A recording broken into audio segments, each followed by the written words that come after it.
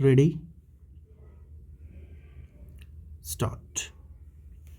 I am pleased to be here at the inaugural session of the India Economic Summit organized by the World Economic Forum and the Confederation of Indian Industry.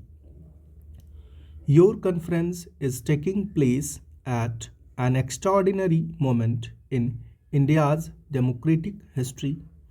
Whatever is happening now is a sign of the vibrancy of Indian democracy. However, I would like to assure you that volatility in Indian politics will have no fundamental impact on the process of economic reforms in the country. The reform process has become irreversible indeed. My government has depoliticized the economic agenda. Your summits in the past have fostered constructive interaction between foreign and Indian business and with the government. They have also facilitated foreign business becoming familiar with India's efforts, both to carry out internal liberalization and to integrate itself with the global economy. Since you met here a year ago, a number of new and decisive steps have been taken by my government to strengthen our economic fundamentals and improve the productive efficiency of our system. In the schedule of your meetings over the next few days, you would be interacting with some members of my cabinet, some distinguished businessmen, economists, and senior government functionaries. They would outline for you only what has been achieved during this period, but share their vision of the economic agenda for the coming months. In the last 9 months, my government has taken important initiatives over a wide gamut of economic issues which cover insurance, capital markets, information technology, housing, and infrastructure, to mention a few. The reform process initiated is wider and deeper than comparable program earlier. Its multiplier effect would have long-term beneficial impact on the economic and social development of India. We also take some pride and satisfaction that given the turmoil in the rest of Asia and many other parts of the world, our macroeconomic fundamentals continue to be strong. They create new opportunities for private investment, both domestic and foreign. A GDP growth of well over 5%, inflation below the double digit number, comfortable foreign exchange reserves, positive growth in agriculture, stable exchange rate management coupled with sectoral initiatives have reaffirmed the government to a policy of liberalization with suitable checks and balances.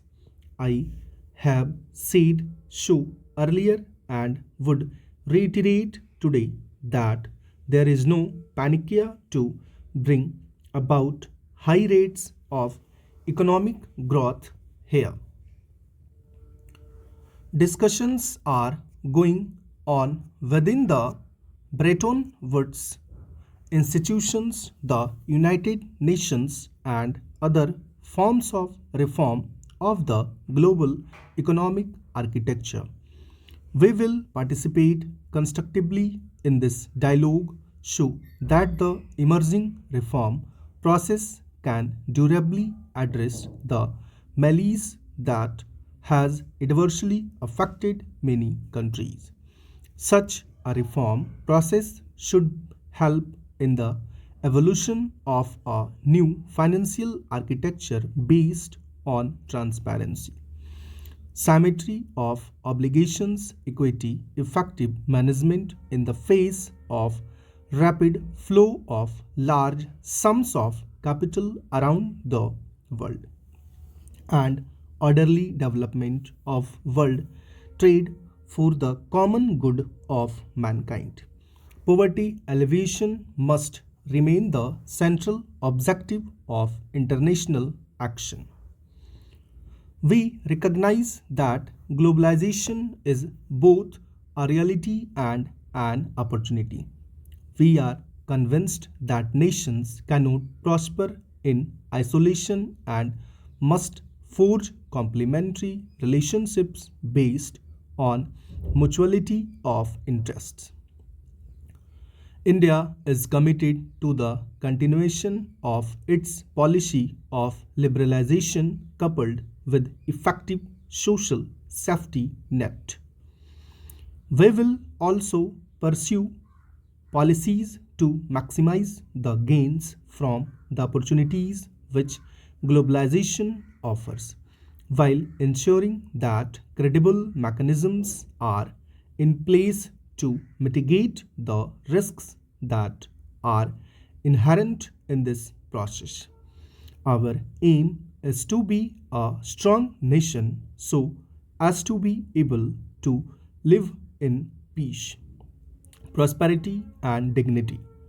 We recognize, however, that the strength of its economy, whatever we do to strengthen our national economy, we will do it in a manner that will simultaneously strengthen the democratic polity of India. Whatever we do to strengthen the democratic polity, we shall simultaneously strengthen the secular unity of India.